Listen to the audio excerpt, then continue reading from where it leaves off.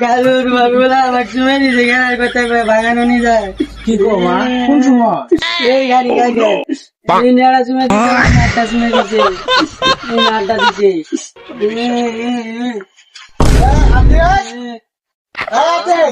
কি হয়েছে আপনার ডাইনকে আমার কি হয়েছে বারবার ডাইনকে একবারে সুমানা ডাকতেছে